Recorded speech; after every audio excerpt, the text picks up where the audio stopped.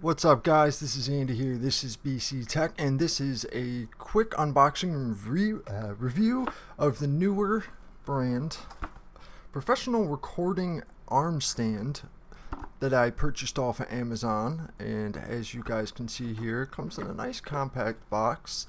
I'm just going to pull some of this stuff out and give you a quick glance. I'm not going to go into a deep overview of everything. I just wanted to show you guys this. The first thing to come out is the actual arm itself, and you can see it's a traditional spring scissor mount, so be careful putting your hand in the back half of it, or either half, it'll clamp.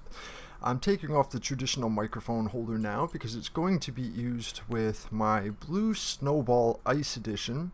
I'm going to take the little screw cap out because you need this pretty much to mount any microphone or shock mount to the stand. Now I'm going to take out of the package the actual mount that mounts the arm to your desk or table, depending on what you have. I'm going to back that out a little bit. It's kind of a pain in the ass with the small threading, and that screw there is actually what holds the arm from rotating. All you have to do is insert the bottom peg, which I'm actually doing it the wrong way, as you can see. Wasn't paying attention. You put the right side in, and all you got to do is screw that little thumb screw down, and it tightens it in place. If you want to move it, just screw it counterclockwise, and then you can move it. Pretty much that simple. As you can see, it folds up pretty neatly, and to attach the blue Sowball, most other mics, you're going to need that little adapter piece that I dropped on the desk, and screw it basically onto the end, and it's really that simple. And then you take your blue Sowball or any other mic and screw it right onto the end. And as you guys can see, I'm not using the traditional mic mount. I'm not using an XLR mic on this setup. I'm using the blue Sowball, and I also purchased the pop filter. The pop filter was an extra $7, and I think, don't quote me on this, the actual scissor arm was $13.99, and then I opted for the one night shipping, and that was $6.99. So total it was just under $30, and I ordered it probably about 2 in the morning Saturday night, and I received it at about 4 o'clock on Sunday. Yes, it came on a Sunday.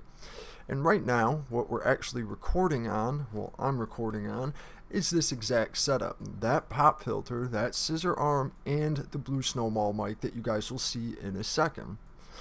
Overall, I'm actually decently surprised on how this all turned out. I was expecting for $30 a quite crappy mount to say, and I don't like the mounting mechanism that actually mounts it to the desk. That seems a little iffy on my part, but the actual arm and everything else turned out great. Besides that, there's not much else I would change. I would prefer something a little longer, but I will do a review on my other arm stand. I forget what brand it is, but you guys will see it. That is what's going in my other little recording studio with my nice Audio Technica mic and complete XLR setup.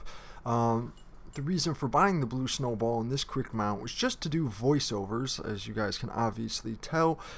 And I do have my Audio Technica mic, but that runs off of XLR power or the soundboard, and I was getting a lot of electrical interference in this room, and I wasn't able to figure out what was giving off that interference. Now, electrical interference is basically an electromagnetic pulse of some sort that's coming from either another cable that it's crossing, or one of the 3 computers I have in here, or even possibly my ceiling fan that you guys might actually hear in this voiceover right now, depending on if I edit it out. The thing is pretty old, and it has some pretty strong magnets in it, and that can create a magnetic pulse. And since my mic is, the Audio Technica mic is a decently high-end mic, it likes to pick up a lot of signals. But I found once I moved it to the basement, where my new recording studio is, with my other system, I have 0 electrical interference. And as you guys can see here, I'm mounting the pop filter. That's not the permanent position, but it's simple to mount, it's really easy to adjust, and it has a nice flexible attachment on it to move it to any position you really need. And now I'm just going to take the blue Sowball off its little tripod that it comes with, that honestly is kind of useless unless you have a higher desk. This is just some packaging. I'm not going to do an unboxing of the ice, but I bought that at Best Buy for $39.99, and on Amazon it is $49.99. So if you guys want to purchase this one, I definitely recommend it from Best Buy.